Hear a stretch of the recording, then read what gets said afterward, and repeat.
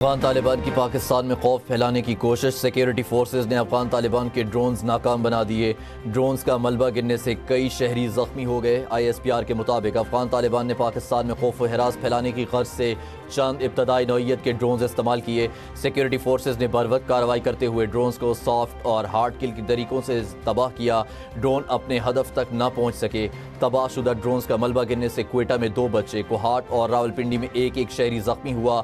ISPR کے مطابق drone حملے عوام میں خوف پیدا کرنے کی کوشش تھے، اس سے افغان طالبان کی دہشت گرد ذہنیت عیاں ہوتی ہے۔ ISPR کے مطابق جب تک افغان طالبان افغانستان کی سرزمین سے پاکستان میں ہونے والی دہشت گردی پر پاکستان کے خدشات دور نہیں کرتے، آپریشن غضب للحق جاری رہے گا۔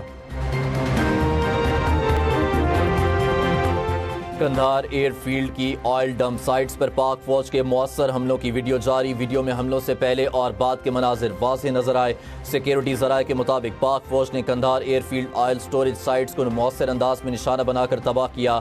Oil storage sites Afghan Taliban اور دہشت گرد تنظیمیں اپنی مذموم کارروائیوں کے لیے استعمال کر رہی تھیں۔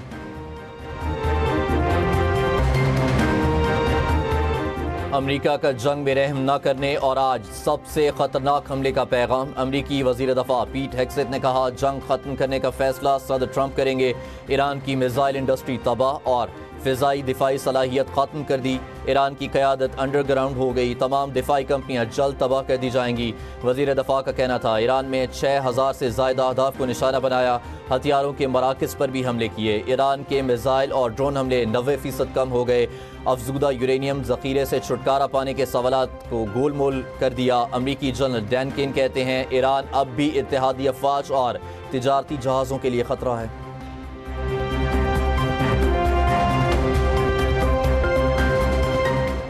آج سے پھر بادل برسنے کی پیشگوئی۔ محکمہ موسمیات کے مطابق پیر تک ملک کے بالائی علاقوں میں بارش اور برف باری کا امکان ہے۔ گلگت بلتستان، آزاد کشمیر اور بالائی خیبر پختونخوا میں بارش اور پہاڑوں پر برف پڑے گی۔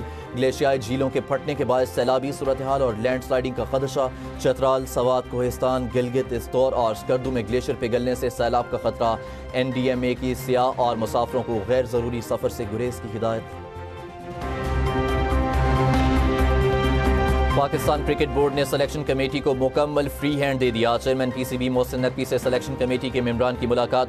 محسن نقوی نے ارکان سے گفتگو کرتے ہوئے کہا، بغیر کسی دباؤ کے ایمانداری سے فرائض انجام دیں، کسی کی تنقید کی پرواہ نہ کریں، میری پوری سپورٹ آپ کے ساتھ ہے۔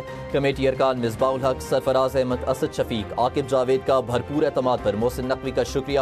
کمیٹی اراکین کی ہمراہ پریس کانفرنس کرتے ہوئے چیف سلیکٹر عاقب جاوید نے کہا، ورلڈ کپ میں کھلاڑی امیدوں پر پورا نہیں اترے، کم از کم سیمی فائنل تک جانا چاہیے تھا۔ ہیڈ کوچ کے ساتھ مل کر مستقبل کا پلان مرتب کریں گے۔